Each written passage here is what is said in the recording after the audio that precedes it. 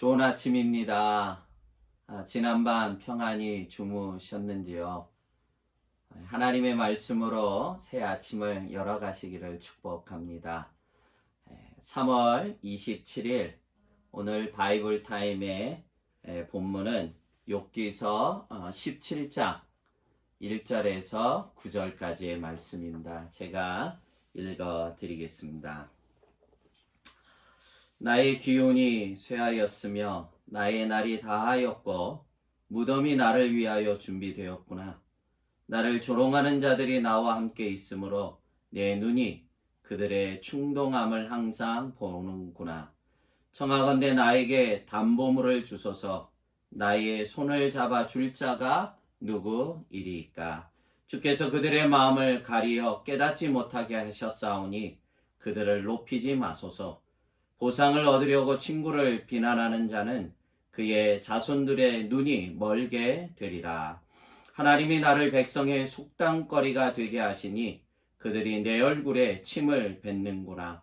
내 눈은 근심 때문에 어두워지고 나의 온 지체는 그림자 같구나.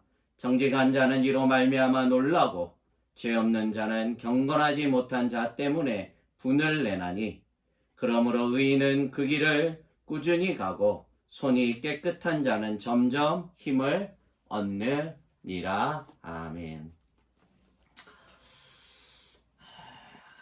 어찌 보면 욥의 고난과 동일한 고난 앞에 저희 모두가 함께 서 있습니다.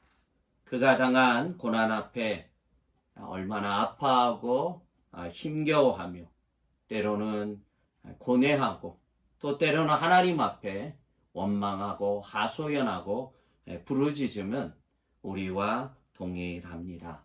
그러나 그것만이 끝이 아니라 이후에 어떻게 회복이 되어 가는지 하나님의 회복의 은혜를 욥기서를 통해 잊어서는 안 됩니다. 그것이 믿는 자의 믿음입니다.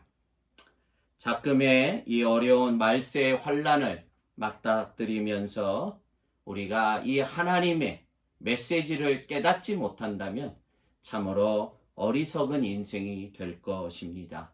그냥 흘러 보낼 것이 아니라 겸손하게 말씀 가운데 이 환난을 통해 주시는 하나님의 말세의 지마를 향한 하나님의 메시지를 가슴에 꼭 새겨야만 됩니다. 이것을 기점으로 마지막 때를 준비하는 슬기로운 다섯 처녀와 같은 설안 목자교회 성도님들이 되시기를 꼭 부탁을 드립니다. 여러분, 동방의 의인이었다고 하는 욥도 고난 앞에 설 때 얼마나 무기력한 한 인생인지를 우리는 보게 됩니다. 욥이 고난을 거치는 그 과정들을 인생된 우리도 다 거쳐가게 됩니다. 오늘 본문의 16장, 17장에는 두 번째 친구인 엘리바스의 변론에 대한 욥의 답변을 기록하고 있는 말씀입니다. 욥은 16장부터 계속하여 자신의 무고함을 재차 주장하면서 나는 죄가 없다면서 도리어 하나님을 향해 하나님께서 내 변호인이 되어달라고 호소합니다. 오늘 읽었던 3절에 하나님을 향해 어떻게 외치고 있습니까? 3절 말씀에 청하건대 나에게 담보물을 주소서. 나의 손을 잡아 줄 자가 누구이리까? 하나님을 향해 청하기를 하나님께서 내게 담보물을 달라는 거예요. 나의 손을 붙잡아 줄 자가 당신뿐이 없다면서, 즉 이 담보물을 달라는 것은 하나님이 나의 변호인이 되어 달라고 하나님 앞에 간청하고 있습니다. 뿐만 아니라 4절부터는 하나님께서 친구들의 이 위증을 하나님께서 친히 밝혀달라고, 나의 변호인이 되어달라고 호소하고 있습니다. 아마 이러한 과정은 고통 가운데 있는 인생이라면 모두가 다 겪게 되는 과정일 것입니다. 고난 가운데 있는 욥의 내적인 갈등이 얼마나 깊은지를 가늠해 보게 됩니다. 오늘 우리도 이 코로나19의 참 어려운 시절 앞에서 우리도 얼마나 내적인 고통이 큰지 모릅니다. 이것은 하나님을 불신하거나 믿음이 없어서가 아니라 인생인지라 우리가 다 내적으로 겪는 고통이요 한계인 것입니다. 다만 믿음의 사람이 세상 사람들과 다른 것이 있어야 됩니다. 여러분, 그것이 바로 오늘 본문의 마지막 9절에서 욥은 다음과 같이 고백하며 결단하며 기도하고 있습니다. 우리가 세상 사람들과 고통 앞에 다른 것이 무엇입니까? 믿음이 없는 자, 믿음이 있는 자가 다른 것이 무엇입니까? 우리도 동일한 고난 앞에 쓰고 심적인 두려움은 다 동일하지만 우리는 분명 또 다른 그 믿음으로 우리는 나아가야 됩니다. 욥의 9절의 말씀입니다. 결론적으로 9절에 그러므로 의인은 그 길을 꾸준히 가고 손이 깨끗한 자는 점점 힘을 얻느니라. 아멘. 욥의 결단이 무엇입니까?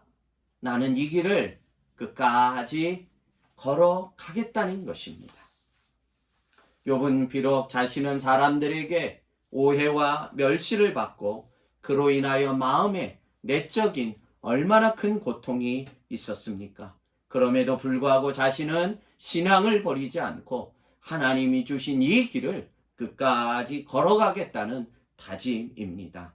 한결가는 거룩한 순례자의 이 길을 오늘도 우리는 걸어가야만 됩니다. 그러할 때 마지막 9절 하반절에 무엇이라고 하나님 말씀해 주셨습니까? 손이 깨끗한 자는 점점 힘을 얻느니라. 아멘. 이것이 바로 하나님의 회복의 은혜입니다.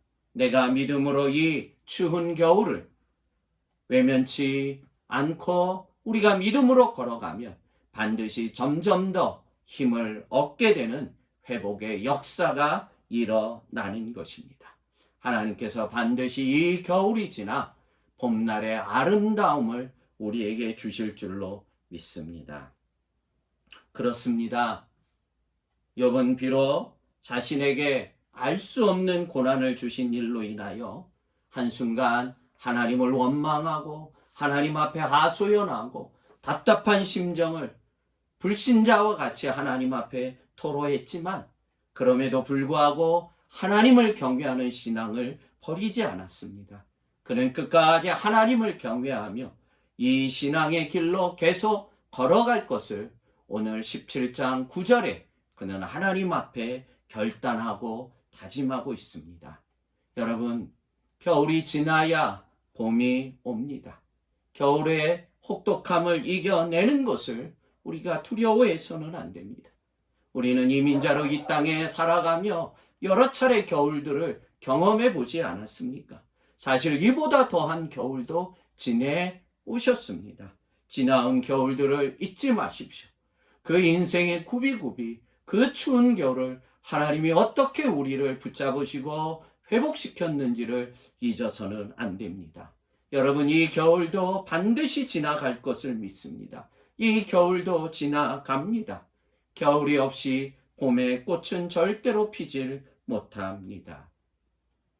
하나님은 추운 겨울이 지나면 더 아름다운 꽃이 필 것을 약속해 주셨습니다. 손이 깨끗한 자는 점점 더 힘을 얻으리라고 봄날의 회복을 꽃피울 것을 우리에게 약속해 주셨습니다. 하나님께서 친히 회복해 하실 그날의 봄을 기다리며 오늘 우리 앞에 놓여 있는 이 추운 겨울을 우리 함께 믿음으로 꼭 이겨가기를 부탁드립니다.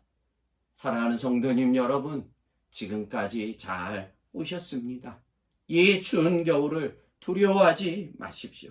겨울이 지나야 봄날의 꽃이 피는 법입니다. 욥은 봄에 필 자신의 인생의 회복을 소망하며 바라보며 하나님의 약속을 믿으며 오늘 이 고난의 겨울의 길을 나는 끝까지 가겠다고 다짐합니다.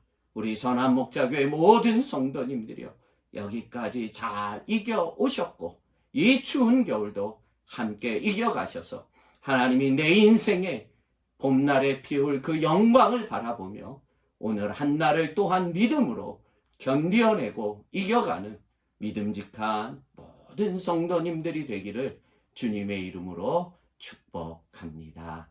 기도하겠습니다. 하나님 아버지, 참 추운 겨울 앞에 서 있습니다. 잎이 다 떨어지고 가지들이 부러지며 앙상한 줄기만 남은 참 겨울에 서 있는 모습 같지만 하나님은 오늘 약속해 주셨고 우리의 인생을 다시 회복시키시며 이 겨울이 지나 봄날의 화창한 영광을 약속해 주셨습니다. 이미 여러 차례 이 겨울을 지내온 저희들입니다. 믿음의 종들에게 과거에 베푸셨던 하나님의 은혜를 기억하며 오늘 한날을 믿음으로 견뎌내는 믿음직한 종들 되도록 은혜를 더해 주셔서 우리 선한목자교회 성도들 가운데 한 영혼도 낙오됨이 없이 오늘도 믿음으로 견뎌내고 이겨내며 내일의 그 영광의 봄날을 함께 기약하며 그 영광 앞에 설 수 있도록 은혜를 더해 주옵소서. 감사하고 예수님 이름으로 축복하며 기도하옵나이다. 아멘.